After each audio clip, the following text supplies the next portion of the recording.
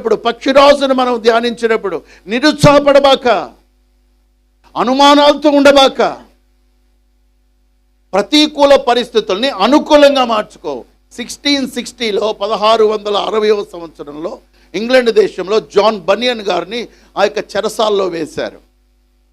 ఎందుకు అనంటే is not been anointed.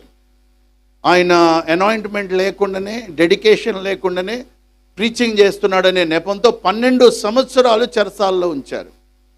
12 సంవత్సరాలు ఆ చెరసాల్లో ఉన్నప్పుడు ఆయన రాశాడు పిల్గ్రిమ్స్ ప్రోగ్రెస్, యాత్రికుని ప్రయాణము. ఎవరి ప్రయాణం అంట?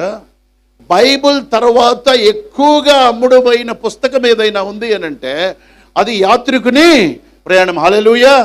చెరసాలను తనకు అనుకూలముగా మార్చుకున్నాడు.